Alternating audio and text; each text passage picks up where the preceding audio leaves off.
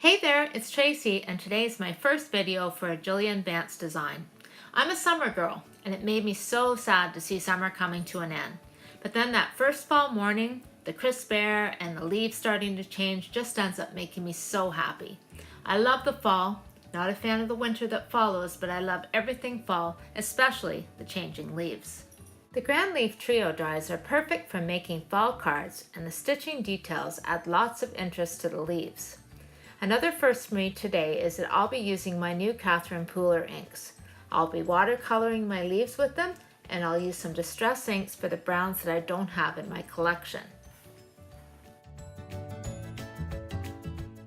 When I watercolor a shape that I'll be using multiple colors on, I usually start from the middle of the shape with my lightest color, then I bring in darker tones of it from the side, and the darkest tone just along the edges.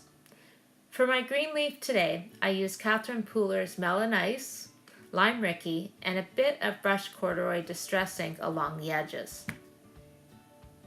All the die cut leaves I'm watercoloring today have been cut from Tim Holtz watercolor paper, and I'm using it on the bumpy side for some extra texture.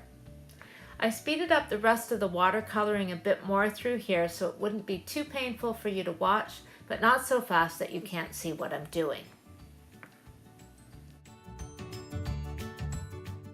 For the large brown leaf, I used Brush Corduroy and Gathered Twigs Distress inks. Drying slightly in between, I did go back in a few times with the two different browns to add some subtle shading to the leaf before setting it aside to dry.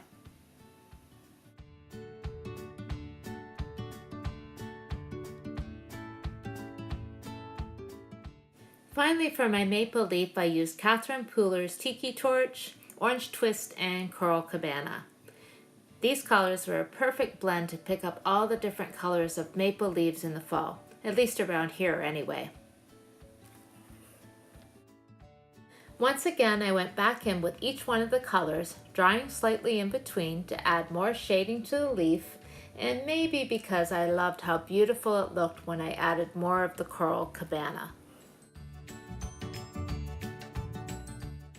The sentiment on my card panel embossed in gold is from the Belief in Yourself stamp set.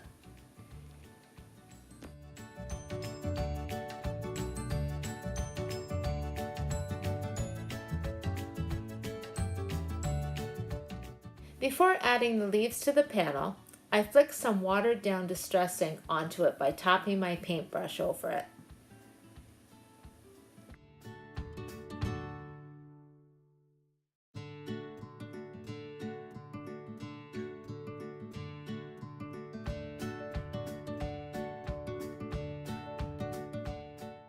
Once dry, I adhered the big brown leaf with tape runner, and then before adding the two remaining leaves, I added some foam tape to them for extra dimension. So far, I'm loving these inks for watercoloring. They dry transparent so you can really see all the different colors that you used. Because both my card base and panel are bright white, these leaves really pop.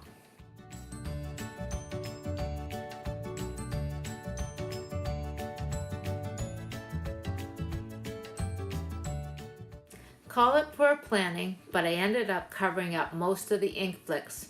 So once the panel was finished, I went back in and added a few more with my paintbrush. I adhered the panel to the card base with my tape runner, and that's the card done. Thanks so much for creating with me today, and we'll see you next time.